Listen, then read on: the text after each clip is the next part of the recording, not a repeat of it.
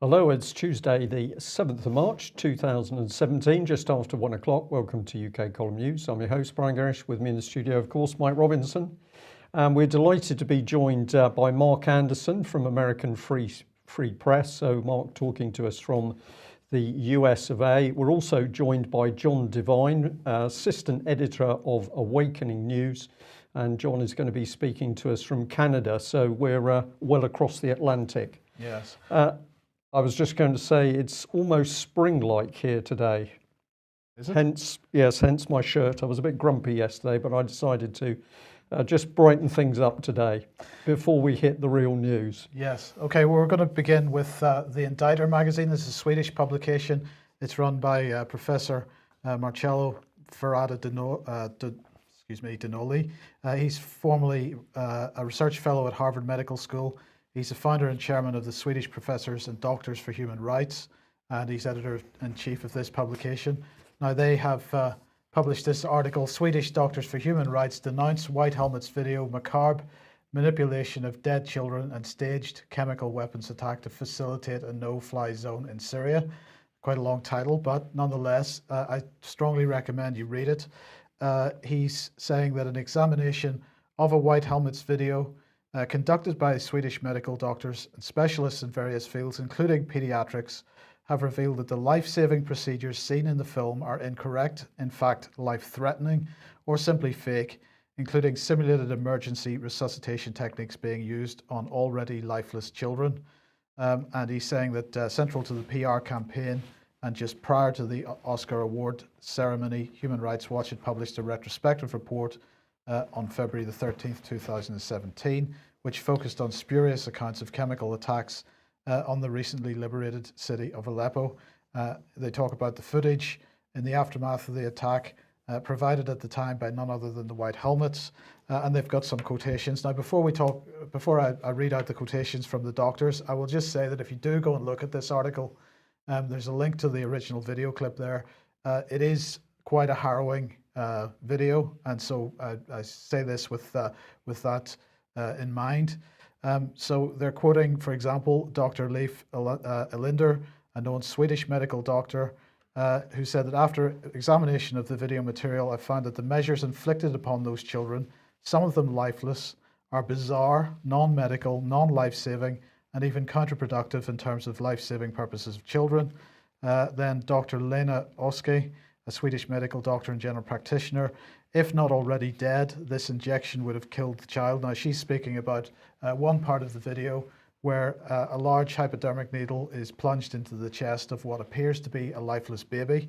And she's saying that intracutaneous injection with adrenaline may be used if other resuscitation measures do not work, especially under precarious circumstances such as in field emergency settings, where safer ways for the administration of medication might be difficult or unavailable, but not in the way shown in the video. In order to perform the injection, CPR must be interrupted and then CPR resumed immediately after, which is not done in the procedure shown in the video.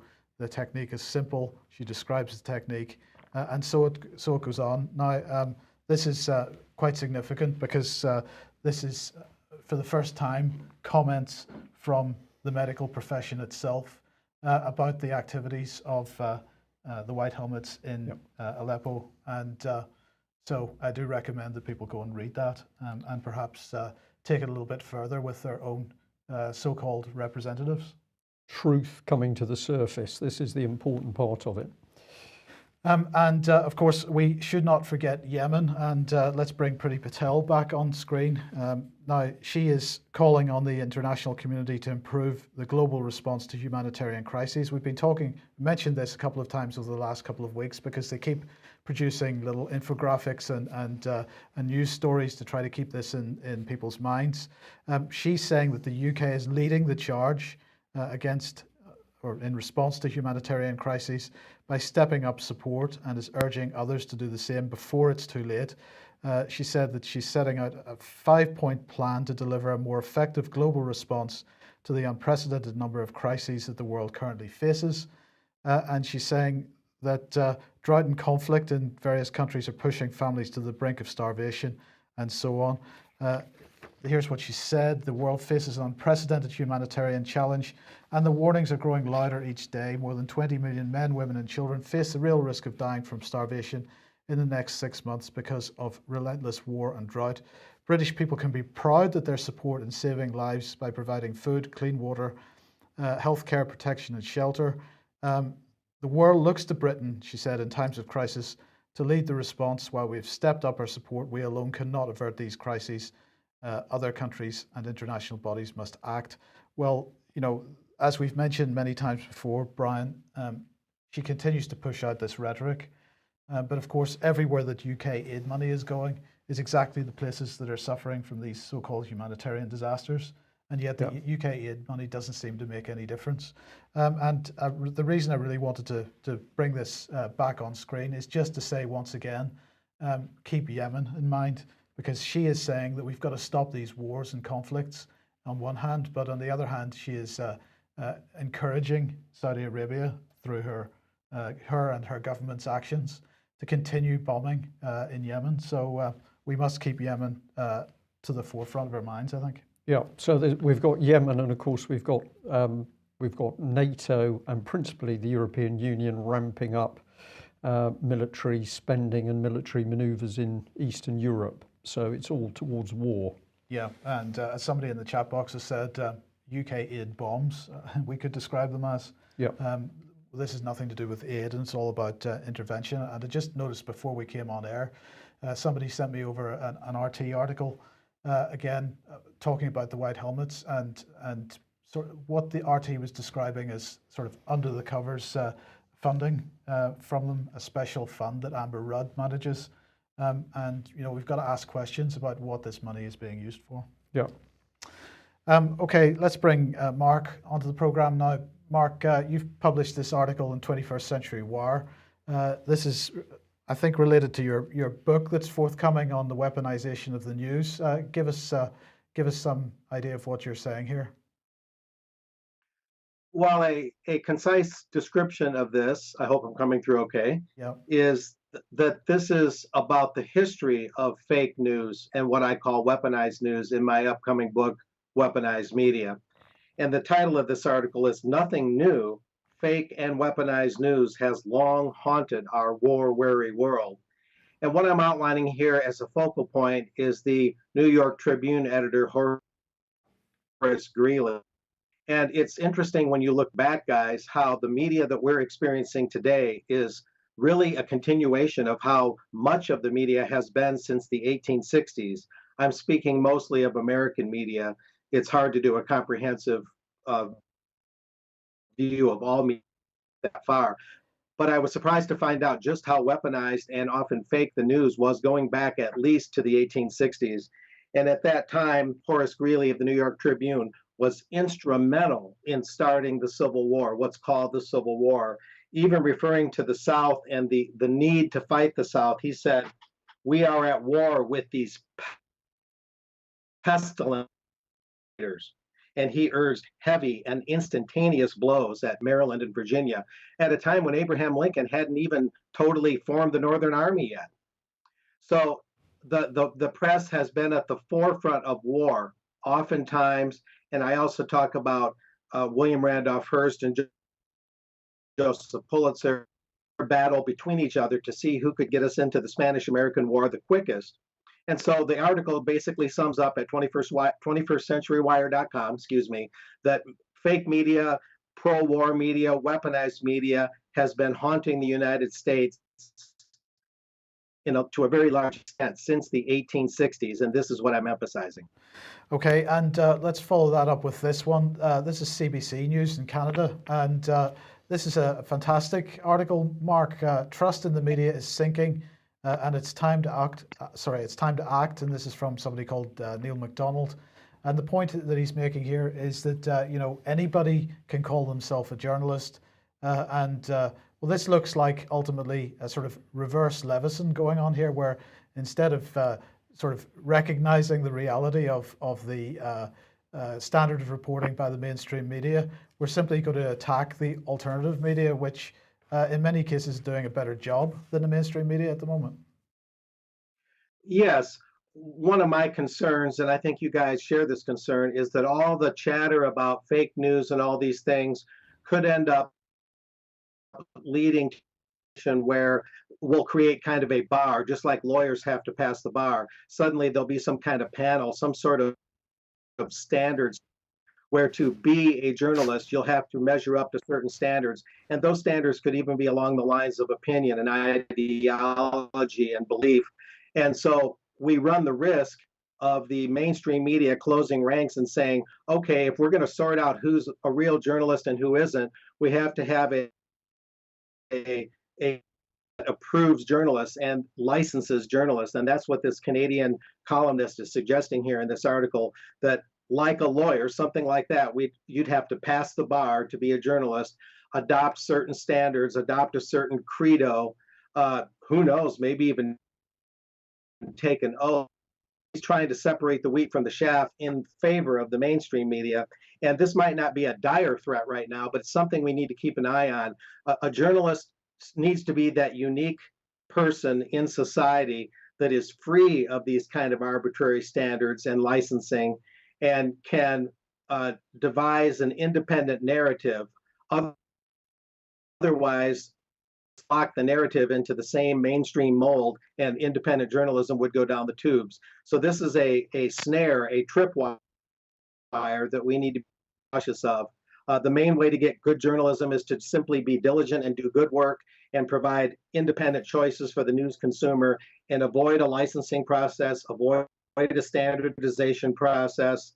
And it's a cautionary note that I'm sounding at this time. Yeah, John, let's bring you in at this point. What's the situation in Canada with the so-called alternative media? Is there a burgeoning alternative media, alternative journalism? Is it something which is growing like we're seeing in other parts of the world?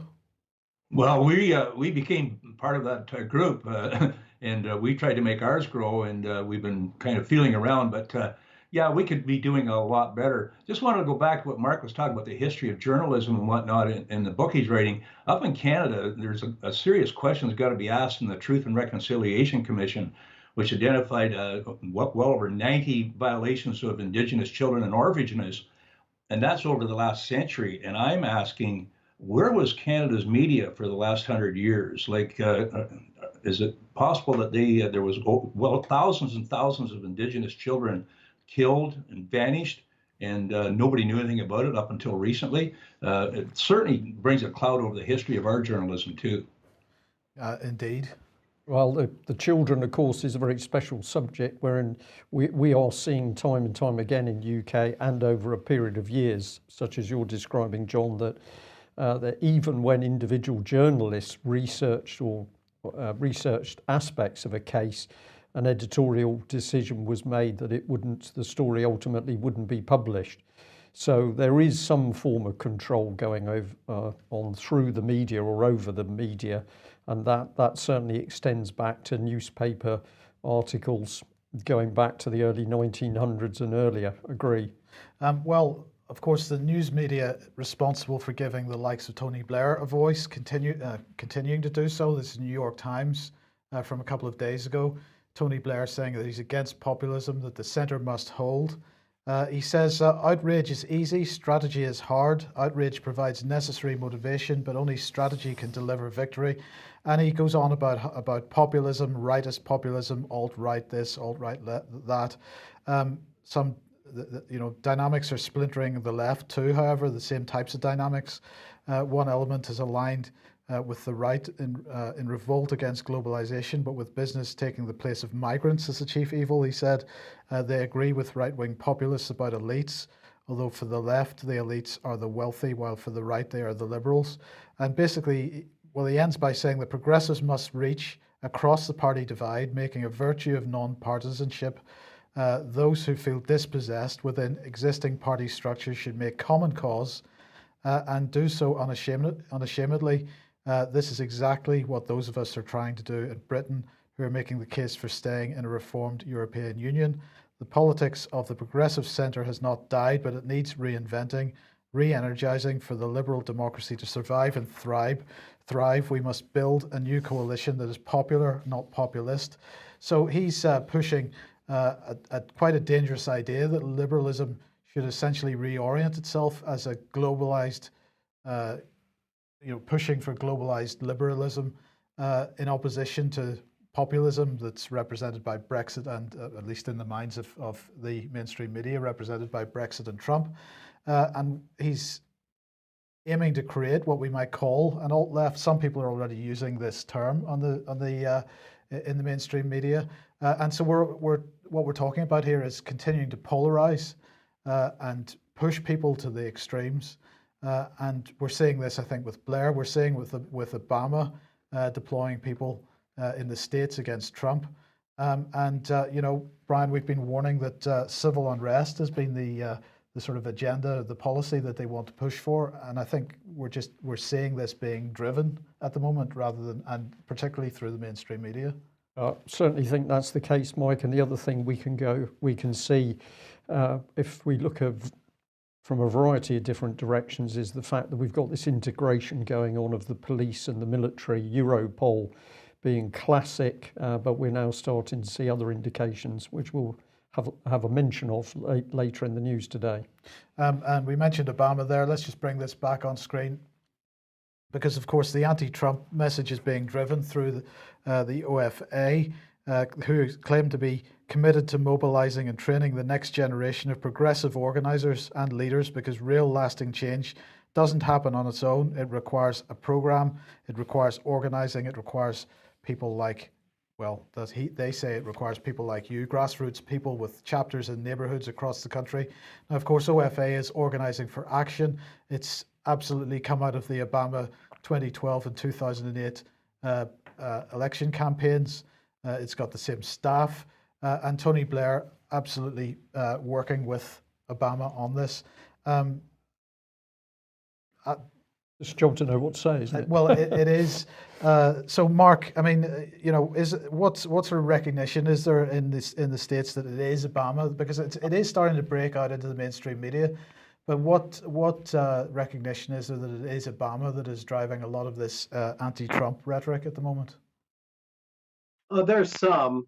Of course, there's this crisis going on, these allegations that Obama somehow in some way may have surveilled or bugged the Trump Tower and actually listened in on Trump's goings-on before he was elected.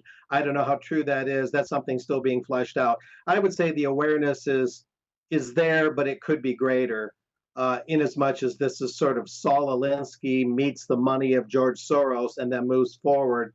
Even while we have the fight going on, which is the Koch brothers, the very wealthy Koch brothers out of Wisconsin, they control the right, just like the Soros and that machine controls the left, and then Obama rides that left-wing part of that overall machine. That's what the structure looks like. Yeah, okay. Right, Mark, let's move on to this one then. In case the big media didn't tell you, March 4th Trump rallies took place in 40 states, 52 cities. This really is another indicator about how the narrative is being controlled by the mainstream media. But of course, they can't stop the information getting out. Well, there was under coverage of this. We can't say there was no coverage. But I texted about this article that I posted on my blog, thetruthhound.com, were telling me that they didn't even hear about it, other than those that were involved directly or indirectly. They said they heard 40 states and 52 cities having small, medium, and large pro-Trump rallies. The basic idea is that with the media being so generally hostile toward Trump, that voted for him, feel they need to buttress his effort to undergird him and support him in the face of this media onslaught. It doesn't mean Trump is perfect. It doesn't mean he doesn't have some explaining to do. He can make some missteps verbally and policy-wise. Certainly, there's some things to look at. But this is a populist uprising in a way. Certainly, a report that the mainstream media has done its best to downplay. And I'm bringing that out to show that there are things that people do and want to do that does not accurately reflect or even report very much. And so we're trying to balance the scales. That's our job as the alternative media, the accurate alternative media, as we hope and try to do. So just trying to balance the scales and reflect reality here, really. Yeah, okay. Right, let's move on to a fascinating story then.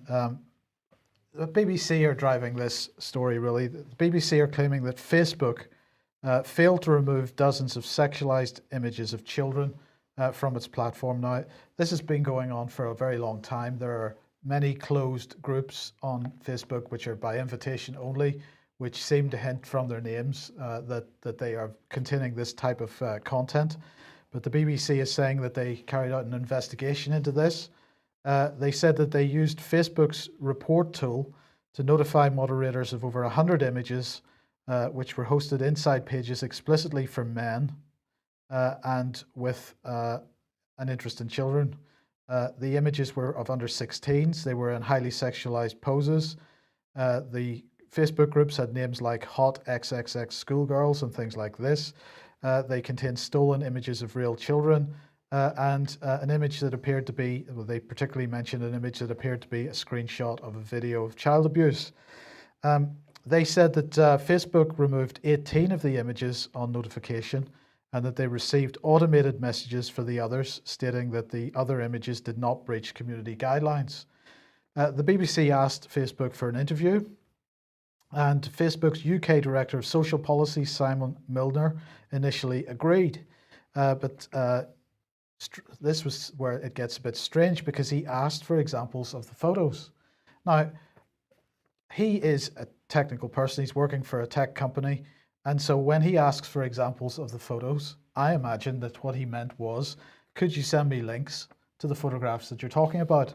But what the BBC chose to do, and it just seems utterly extraordinary to me, what the BBC chose to do was to download those images and send them to Mr. Milner directly. So they didn't send him links, they sent him copies of the actual images. This, of course, is in breach of the Protection of Children Act. It's absolutely illegal, and the BBC should have known that, right? So this article, of course, correctly accusing Facebook of not reacting properly to what happened, but the BBC has also not reacted properly to the situation, and they've broken the law in an attempt to notify Facebook or get an interview with Facebook in order to discuss this. Mr. Milner from Facebook immediately cancelled the interview, and he reported the BBC and also Facebook to the National Crime Agency because Facebook was hosting these images. He wasn't denying that, but the BBC was distributing these images by emailing them to him, so he was making that point as well. The BBC has complained bitterly about the fact that they've been reported to the police for this situation, but the BBC must have been in full knowledge that what they'd done. They must have been full knowledge that that was illegal, right? So Simon Milner made a statement. He said, "We've carefully reviewed the content referred to us, and we've now removed all items that were illegal or against our standards. The content is no longer on our platform. We take this matter extremely seriously, and we continue to improve our reporting and takedown measures. Facebook has been recognized as one of the best platforms on the internet for child safety." We can talk about that in a second.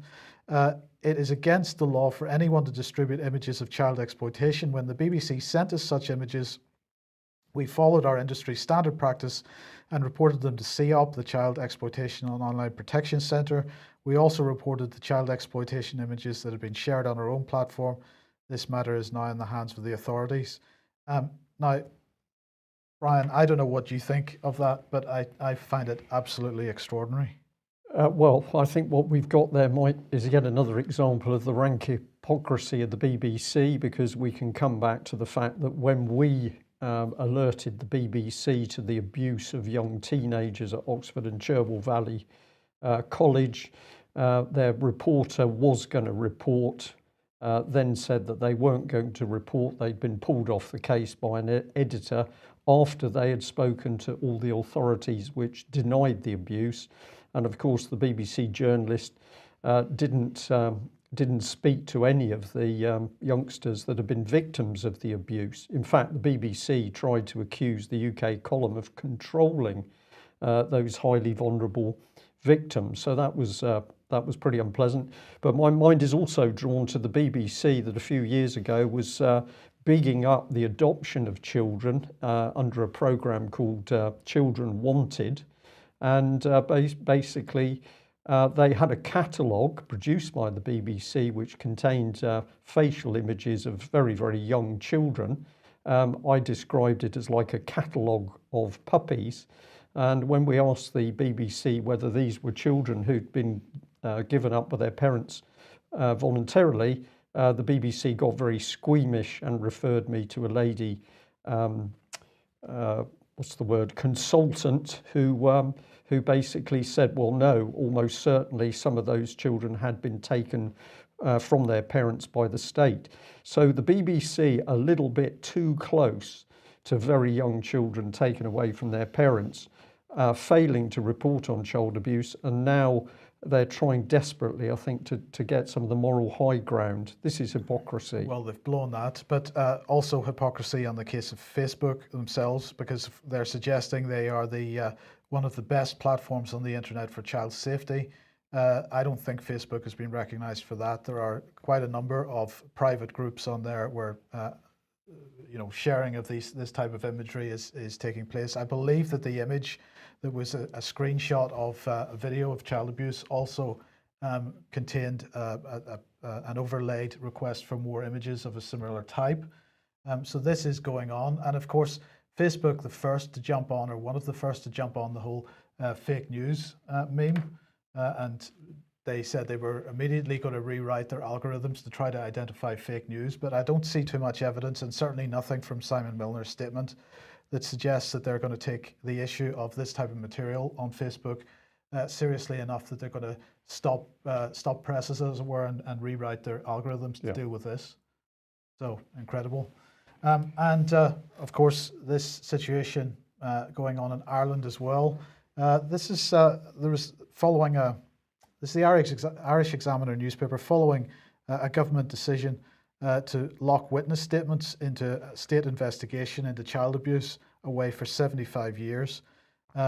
Andrew Madden, one of the witnesses to this investigation, considers that this is an extreme action by the government, that it's odd. He said that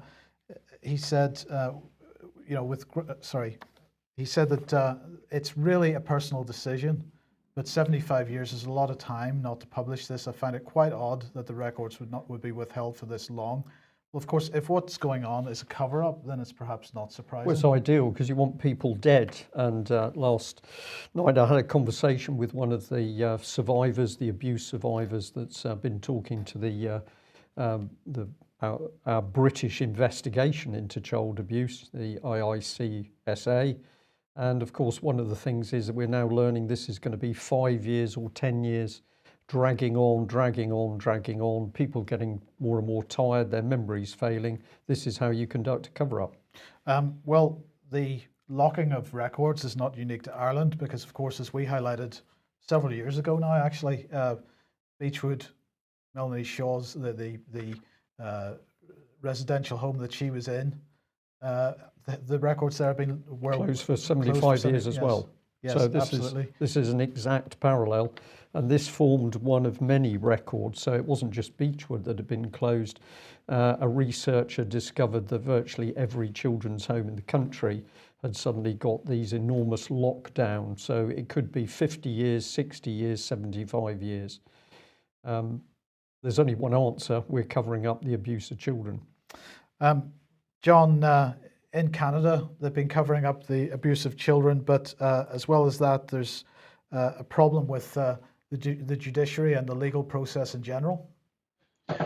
Well, yes, the most recent government decided to compensate the crimes of the past, the Indigenous children and whatnot. But we're saying here that the whole idea is not to create any more debt for future generations. We don't have the money to pay for what went on in the past, so we've had to borrow it. And they've launched these See Something, Say Something campaigns. We participated in it. Every time we go to the media, they either don't answer or just slough you off. So especially the CBC, and it takes you into corruption, which now impedes the ability of the police to prosecute pedophiles. Okay, so this headline from your Awakening News newspaper, The Time Machine. Tell us what's going on here. Yeah, Mark crafted that, and really what we're trying to do, and I think I'd like to throw that over to Mark because he can articulate it a little better. But basically, everybody, instead of taking the situation to the courts and processing it and finding out what the results are, they let time just look after itself. But unfortunately, it gets caught up with themselves. But Mark articulated it well. If you want to take that over, Mark. The key point is that nothing is ever dealt with in the present. I hope my transmission's clear here. My computer's a little weird. In other words, we rely on legal precedent so much. So in order to form laws now, we look at how past cases went. And that, of course, has led to a lot of injustices on both sides of the boundary with the US and Canada, where the law of the case long ago becomes the law of the land. And that rules supreme for decades and even generations. That's one aspect of it. We also have not enough judges in Canada to prosecute criminal cases. And so now if a criminal case is not brought before a judge in about a 30-month period, the criminal evidently will walk free. That's another aspect of it. And so on and so forth. When you had the Indigenous abuses in Canada, nothing was done at the time that those things happened. And so the media doesn't do anything, the courts don't do anything, the police don't do anything. Maybe they're even implicated in the crime in some ways, and everything is flushed down the memory hole for future generations to deal with. And so debts and liabilities snowball, unresolved, unsolved, unadjudicated crimes snowball and pile up. Everything piles up, everything becomes more indebted, larger, unwieldy, more unmanageable, and then becomes all that much harder to resolve. And so the only thing in jail in Canada is itself, while the corrupt establishment and the criminals and assorted miscreants are the ones roaming free.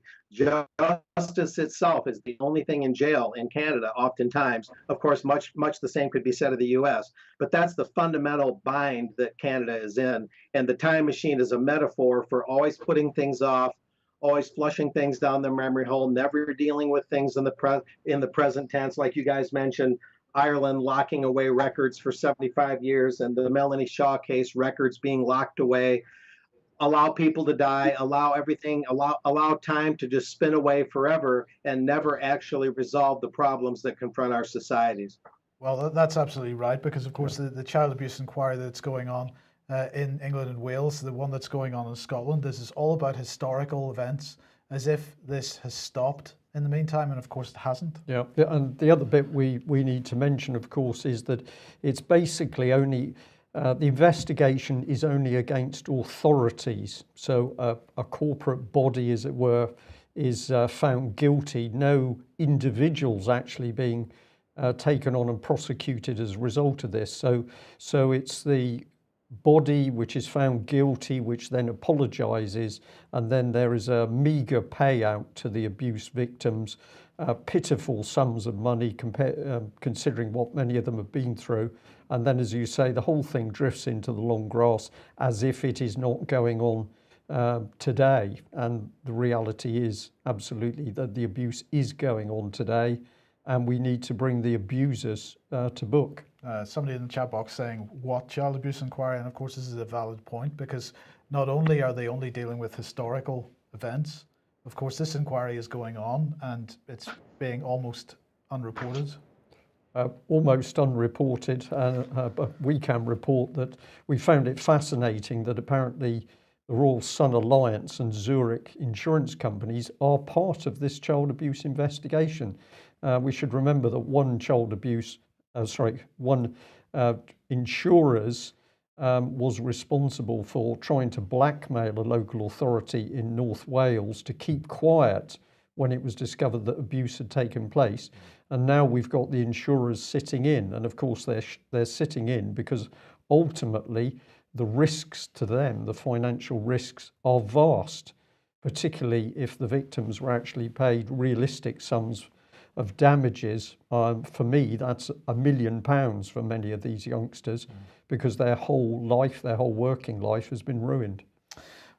John, let's just bring this one back up because I'm fascinated by this. Judge shortage means some trials taking 2.5 years to be heard, and then this article as well. Ottawa should name more judges for Ontario courts. Where is this shortage of judges coming from, and why? I mean, are people not training for the law anymore? My belief is that it's the guy who controls the purse strings to the judicial system. It boils down to not enough money. Now, they might come up with another idea, but I mean, what's more fundamental to a society than law and order and justice? And cut the money back, and then the less judges, and then it all catches up, and the criminals benefit from it. That's my viewpoint. Okay. Thank you for that. Okay, so let's. We've been talking about governance and the way we are governed quite a lot. Let's look at more changes which give us a clue to what's going on. So this was being tweeted out by the Civil Service this morning. Have you heard about our new government hubs? Find out how they're changing the way we work. So that takes you to an article that was published by John Manzoni in December last year, changing the way we work. And what's he saying? The way we work, how, where, and when is changing radically as organizations embrace smart working. Smart working is about making the most of advances in IT and more flexible use of premises to allow better decision making, faster communication, greater collaboration across boundaries. An integral part of ensuring that we are at the forefront of smart working revolution is the Government Hubs program. These hubs are bringing together multiple departments into one building, Brian. In towns and cities across the country, the Cabinet Office recently announced the location of a new government hub at Canary Wharf. That was it on the tweet there. That is the new government hub. That is Barclays Bank building, which they are subletting. 5,700 full-time staff and public servants from several different departments. The new hub is going to be fitted out with the latest smart working technology. The hubs, he says, will be shared spaces, breaking down silos and encouraging greater collaboration across government. And it was that phrase, breaking down silos, that grabbed my attention. Because, of course, if you have a look at this article on the UK Column website, we're all in this together. The issue of silos is part of this article. Do read it if you want to understand why this is important. Well, let's just bring out a couple of quotes. Julian Middleton had this to say about silos. Many leaders have established their reputation in the internal silo environment of their organization. When they extend their leadership role beyond the organization, authority and legitimacy are constantly in question. New leaders need to be confident to legitimize themselves and challenge old ways. They need to develop a leadership style that will enable them to lead beyond the traditional boundaries and constraints of the organization. So that's all about breaking down silos in order to lead beyond authority, Brian. Yep. The United Nations Development Group said this about silos. All of us who are working to bring people, teams, departments, agencies, and countries together to advance sustainable development are battling organizational silos that prevent us from creating integrated solutions. We are the silo fighters. And Professor John Adair, Chair of the Leadership Studies at the United Nations Systems Staff College in Turin, said that public leadership programs should be used selectively. The chief value is to get managers out of their corporate silos and cross-fertilizing with managers from a wide range of organizations. Recommended programs in this context include those of the Windsor Leadership Trust, the Whitehall and Industry Group, and Campaign for Leadership and Common Purpose. British Council also had something to say about this because they claim that they enjoy an established track record in international development of delivering projects in education, skills, public sector, civil society and justice, working with networks and partners at all levels of society. They support the implementation of positive change and that they also break down silos and bring people from different backgrounds together to discuss the issue of shared interest in working together to find sustainable solutions. The key point here is that this is a fundamental constitutional issue of how we're governed. We have a constitution which is there to place limitations and separation of powers. Separation of powers. This is a key one. Absolutely, Mike, absolutely key. It's there to put limitations on governments which are sometimes operating beyond their authority, and that has a detrimental impact on the lives of us as individuals. If we subvert our constitution in the way that they're doing by bringing everybody together into one box, working together, covering things up together, perhaps committing crimes together in some cases.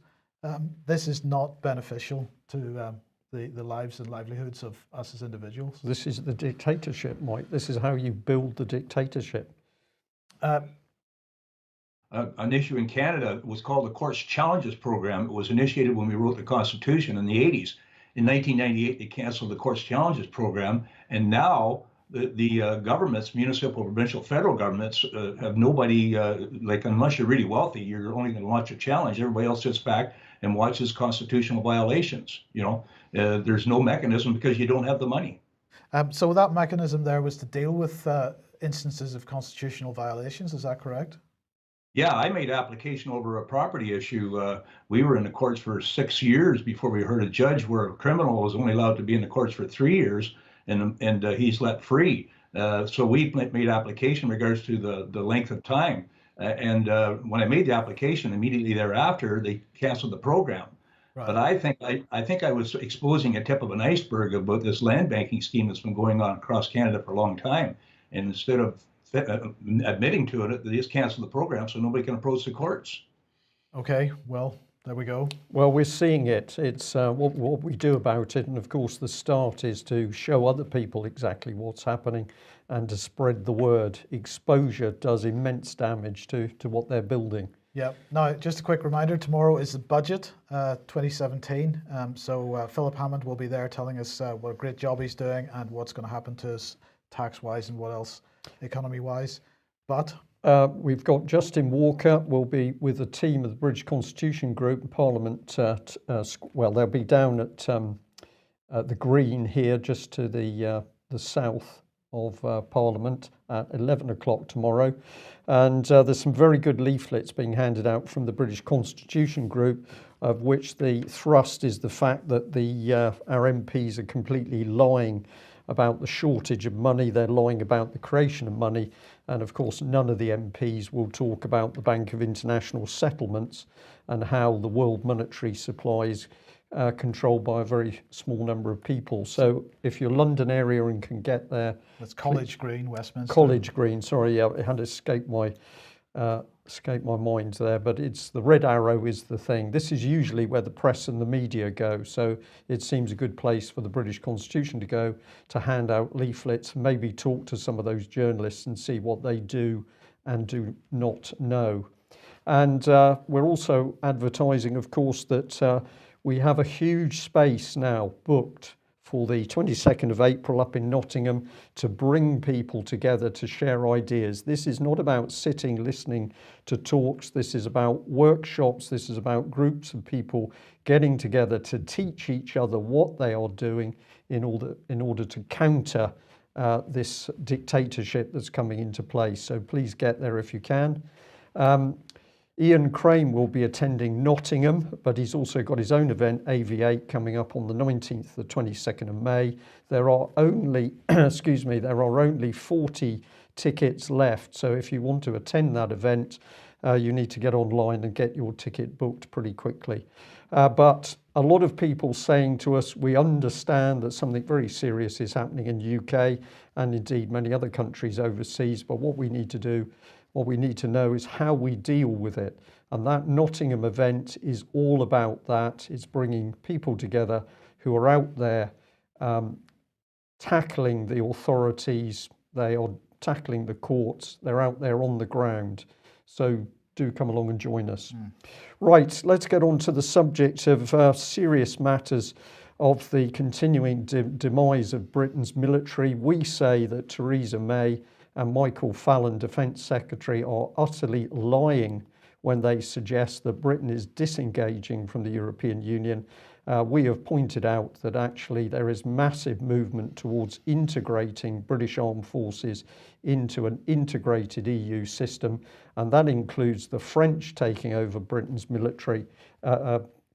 nuclear military systems, and ultimately the Germans will be given the lot.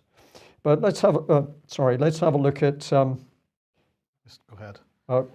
I'll just come back onto, I just want to step back one. Here we are. This headline here from the Times: Russian election meddling could be an act of war, says NATO chief. Who is the gentleman concerned? Well, it's General Sir Adrian Bradshaw, and he says that fake news and cyber hacks and political coercion by Russia could be deemed act of aggression by NATO. But as usual, there's no evidence in the article. So this is all rhetoric. There is no substance. And we challenged MP Chris Bryant over this over a week ago, still no evidence. So the Russians are to blame for everything, but no evidence. Well, we had a little scoop just before we went live, because apparently the Russians have managed to hack into Michael Fallon's CV, and they've discovered that as Defence Secretary, he's qualified in children's nurseries. This is obviously immensely important if you're going to... For American and European viewers, of course, kindergarten perhaps might Kindergarten, be. Yeah. Yes. He's qualified in kindergarten and looking after very young children. Well, this has been reported back to Mr. Putin, and this is his reaction. He was obviously having a pretty good laugh at that. So I think we can see, if it comes to the crunch, who would you rather have on your side, Michael Fallon or President Putin? Don't think there's much of a choice.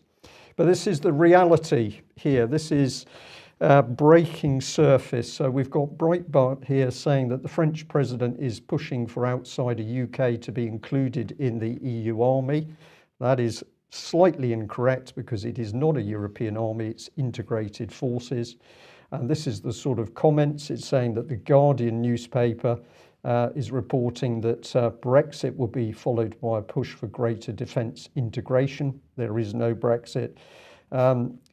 Well, this is true, isn't it? Yeah. It says the UK, even outside the EU, should be associated with that. So the push is that the UK is part of the integrated EU system.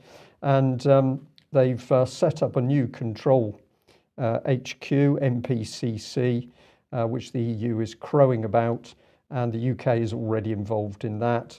And Breitbart also pointing out quite correctly here that the European Parliament is set to establish a small private army to protect the president and politicians, and that army is going to answer only to its own internal administration. Now, your point is, I think it's 56 men involved in this, Mike, was it? It was a really small number. Well, it was 48 normal bodyguards and 12 special bodyguards for the president of the European Parliament. Right, but the budget was 2 billion euros, so a lot of that money is obviously going to be spent on expanding that force. So follow this through, and I'll bring Mark back in to comment on this, because of course the American NATO side, very important. European Union approves new military HQ. That was the headline there as a separate headline. And here's Mogherini. Today we decided to establish an MPCC, Military Planning, Conduct and Capability Facility, which will command the EU's non-executive military missions. I was fascinated by that term, Mike.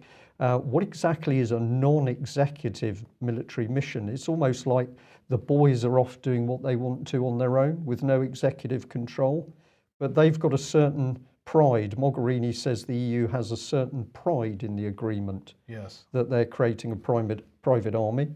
And this is one of the fields where traditionally we've had, in the history of the European Union, more divisiveness. Since the 50s, we were struggling in the defence field. It's not a European army. I know this is the label going around. It is a more effective way of handling our military work. No, it's not a European army, Frederica. It's integrated EU defence forces with a treasury and procurement. But the prize goes to the UK column, because finally we're now starting to see larger media outlets catch up with what we're saying. European Union considers plan to take over French-British nuclear weapons for EU defence. Discussions ongoing at high levels within the European Union to assume command of the nuclear weapons possessed by member states. And of course, the only states that have got those weapons are the British and French. And we know that British nuclear deterrent already locked into the French.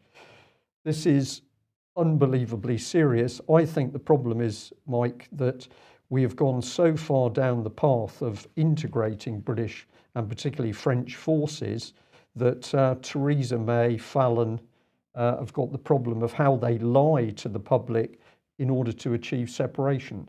Yes, if you're representing a policy to the public, which seems to be what representative democracy has become, you're not representing the public's views, you're representing other people's views to the public. It's going to be very difficult for them to sort of take people along the path of a narrative in a short enough time frame, because the deal's already done. It's already done, and they've got big problems how they report this. But let's bring in Amber Rudd. I found this astonishing. It's an economic headline here from MSN. Pounds fall could affect plans for defence investment, says Amber Rudd. And I thought, why would Amber Rudd be commenting on matters to do with defence? Well, what I was totally unaware of was that this lady is actually chairing the Cabinet Committee on implementing the Strategic Defence and Security Review. So we've got a Home Secretary who can't control justice and policing, and that side of the country is also sitting now as a defence expert. So we've got no separation of powers, and now we can see the policing being drawn into the military arena. We've got it happening in the EU, €2 billion spent on a private army to protect the MEPs. Similar going on here. This is dangerous integration. Yes, absolutely. Let's just remember once again that in October 2015, at the European Defence Agency, Federica Mogherini and Jens Stoltenberg of NATO sat together, and they made clear one of their policy items, one of their policy plans, was the integration of civilian and military policing. Yeah. And this, we're starting to see this here then. We're starting to see this, and I'll just remind people that Amber Rudd is actually a former JP Morgan banker, so no banking interest there. And of course, she's the same lady that was crowing that common purpose guru Cressida Dick had been made head of the Metropolitan Police. So there's something very, very nasty building under the surface. Mark, it's becoming very obvious what's going on to us here in UK. I don't know whether Trump means that some of the Obama administration that was doing exactly the same things is now starting to be peeled back. Can you give us some good news from stateside? I don't know that I can give you good news in the strict sense of the word good. I would say the separation of powers in the US is a little better. Certainly what you're seeing here is that Brexit, as you guys have long predicted, is largely a sham. The wish expressed last June 23rd was real, but the establishment clearly has no intention of actually disentangling the UK from the EU. And if you're not disentangled, there's no way you can be independent of the EU. That's the bottom line. I think maybe in the US we have, again, a little bit more of a military that's not quite so depleted as the UK military. The situation is a little bit better if you compare apples and apples. But our task as journalists here is to communicate just how much these sorts of things are going to make it virtually impossible for Brexit forward. And of course, the establishment, Tony Blair, you guys talked about today, they're citing Brexit as this sign of a big populist revolt. It was in terms of the voters, but it's not really in terms of what the voters want. Those results aren't being allowed to come to fruition. And the other part of the populist revolt, Donald Trump is being bogged down by constant media warfare against him. And I would just add that this claim by NATO and associated powers that Russia's meddling in elections is an act of war is, again, such a misfire, because Russia meddled in elections. If that actually could have happened, that means all this electronic voting, all the way the elections are put together are totally vulnerable to any outside hacker, not just Russia. The problem is the inability of the UK and the West to safeguard their elections, in as much as they lie about the Russian meme, the Russian narrative. And the real warfare happens when we're told all these lies about Russia, when we're told we had Brexit, but they're not really going to implement it. It's informational warfare, misleading the people. That's where the aggression is as they consolidate their power, as they break down silos. The warfare is the establishment against the people, not Russia against the West. That's the huge picture we've got to wrap our brains around. Absolutely. Thank you for that, Mark. Yep. Do we just end with one slide on Brexit? No, I think We've run out of time. Yeah. Okay. It's always a great shame that we have to limit the programme to some extent, although I'm sure we could do nearly 2 hours on this subject at the moment. But can I say thank you to John Devine for joining us. John, if you've just got a very brief few seconds comment to end, and I'm sure we'll be talking to you again. Yeah, my observation in Canada is that what's not being told to the people by the media is very concerning. We've been in a whistleblowing program, blowing numerous issues, and all we get back is silence. Yeah. Silence. Okay. All right. Thank you very much, both of you, for joining us today. We'll continue to report for as long as we can. But there is good news. People are waking up and people are now starting to take the correct action. Introduce a bit of humour. The other side's very arrogant, so they dislike people mocking them. That's it for today. We'll be back same time tomorrow. Thank you. Bye-bye. Bye-bye.